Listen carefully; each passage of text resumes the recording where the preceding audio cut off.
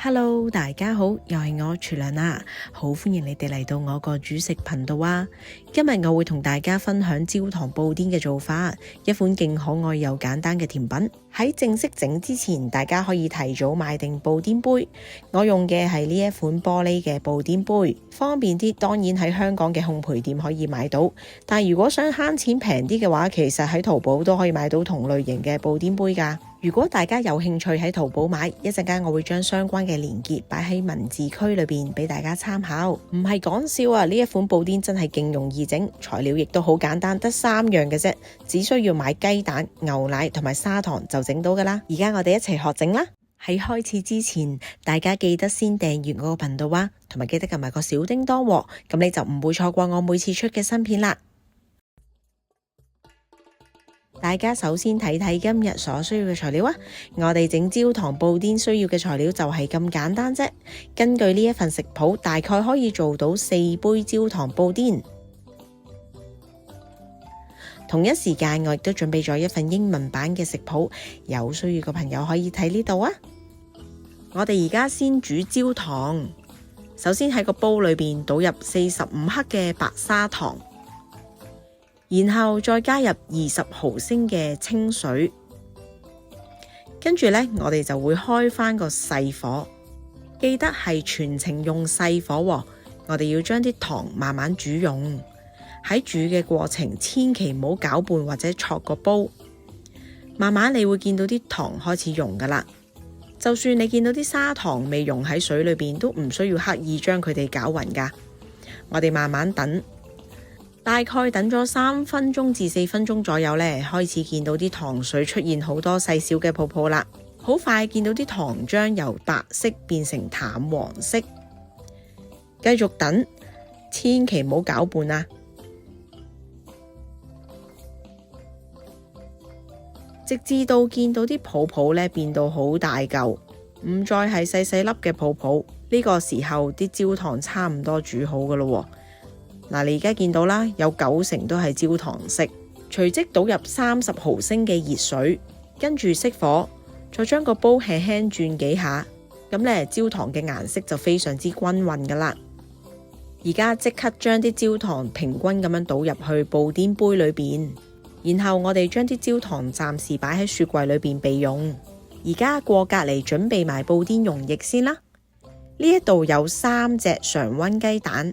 蛋液嘅淨重量大概有165克，然後加入20克嘅砂糖，用攪拌器將砂糖同埋雞蛋攪勻，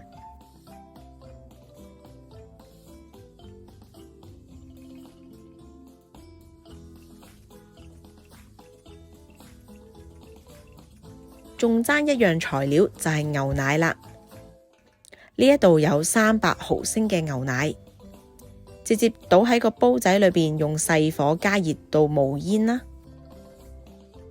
千祈唔好俾佢煮滾。咁呢，而家可以將啲牛奶逐少慢慢咁樣加入雞蛋溶液裏邊，一邊加入一邊快速攪拌。呢個過程要好小心，千祈唔好將啲牛奶煮得太熱。如果唔係，加入去啲雞蛋溶液嘅時候，會令到雞蛋溶液嘅質地改變，甚至乎出現蛋花嘅話，就會影響布甸成品嘅質地。想布甸又香又滑，我哋一定要將布甸溶液過篩。今日呢，我就將啲溶液過篩2次。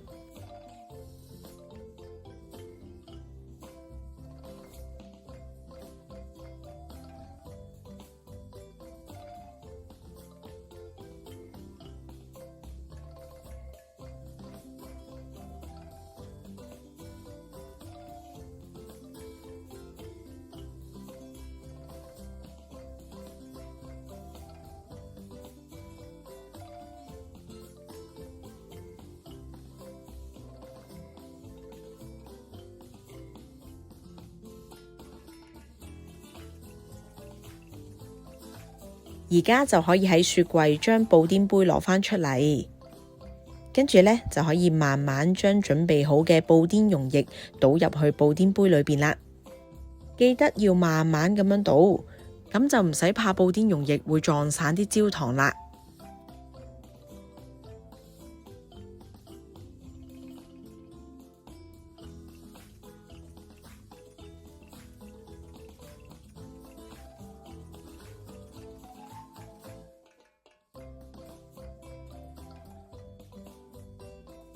如果見到布甸面頭有啲泡泡嘅話，可以用匙羹將佢黐走或者滗走。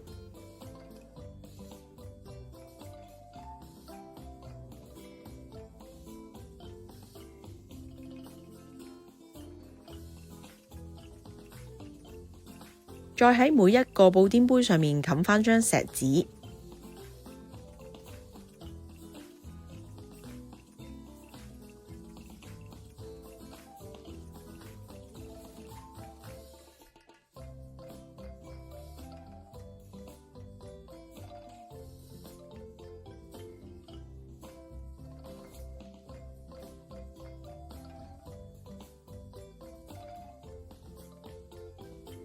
我哋會用水浴法去焗焦糖布甸，咁就可以令到焗出嚟嘅布甸有一定嘅濕潤度，唔會乾真真同埋實滴滴啦。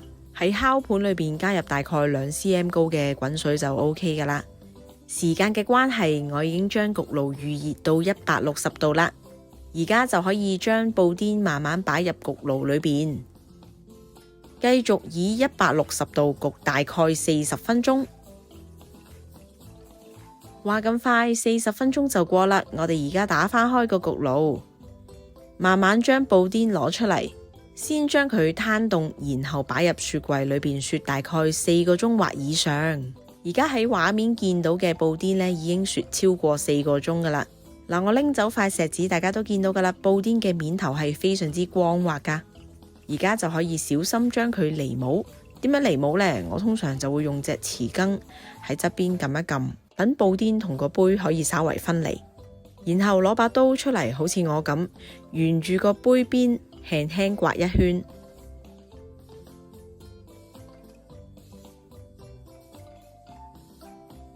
跟住就小心咁樣撳實個布甸杯同埋個碟，左右咁樣去將個布甸戳出嚟，就係咁，可愛又美味嘅焦糖布甸就完成啦。自家製嘅焦糖布甸口感特別細膩幼滑，每一啖嘅布甸仲充滿住鮮奶同埋蛋香，表層嘅焦糖味道仲啱啱好，甜中帶點微苦，同布甸融為一體，味道層次分明，真係好食到停唔到口㗎。嚟緊放假，大家都可以喺屋企試下呢一款焦糖布甸啦。今次廚娘嘅分享到呢度啦，如果你中意我個 video， 記得俾個 like 我，同埋記得 share 個食譜俾你嘅朋友喎。我哋下集再見啦，拜拜。